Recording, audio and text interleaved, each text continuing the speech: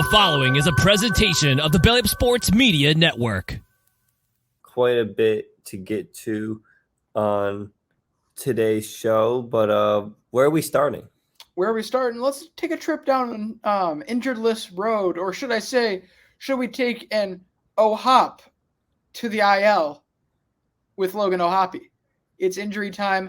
The prospect here for the Los Angeles Angels is set to be out for 4 to 6 months with a torn labrum. Certainly, I don't think it's an understatement to say Logan O'Hoppe's been fantastic to start here. 0.6 WAR through 16 games here in his second stint up in the majors. An 886 OPS with 4 home runs to start the year. I mean, a quarter of your games, you're going yard in. This looks like a very talented baseball player that we're now going to see miss the majority of this season for them, kind of delay things. What does this do for him and the team? Well, for him, it's a big blow, but he's also very young. He's only 23 years old, and will certainly have a good amount of time to rehab this. But in terms of the Angels, LJ, it's not good for them. This is finally another guy, another hitter that they're getting contributions from, and with him going down, of course it only hurts their offense. And in terms of the catcher spot, they now have Matt Tice. I think that's how you say his name. He's their first round pick from 2016, but he's got a 620 OPS this year.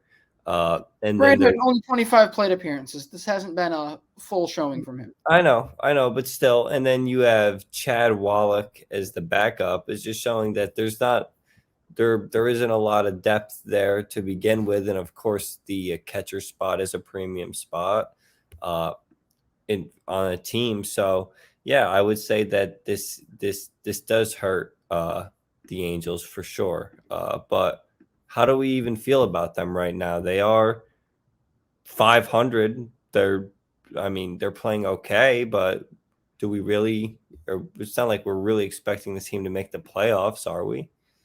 I mean, no. It's frustrating because you've got so much going wrong here. Pretty much everywhere you turn. I mean, Rendon's still a hot mess. Taylor Ward has had would we call it terrible? By his standards, terrible start to this second, what we hoped was the second year of him being a really dominant force here in the majors. And then you look around and you say, oh, at least they've got some more young upstarts outside of Ward, like O'Hoppe, like Jared Walsh, these guys who are, usually pretty good for the middle of this rotation or middle of this lineup. And you'd expect to be positive contributors throughout the rest of this year. And now you've lost 2 of them, one for 4 to 6 months, the other, who knows how long until we see Jared Walsh again. So this is a tough time. Injuries like this to key facilitators in the lineup are what, that'll slow and stall this team right out of a playoff race very, very quickly. But we'll, of course, get into a little bit more about the Angels' record and current expectations later. It's a tough situation for young guys. You hate to see it. You hate to see a team lose all momentum like this, right? Yeah, and also a team that needs that kind of momentum, right? They need some kind of spark, some kind of something just to get those guys motivated, because it has been so long since they've made it to the postseason.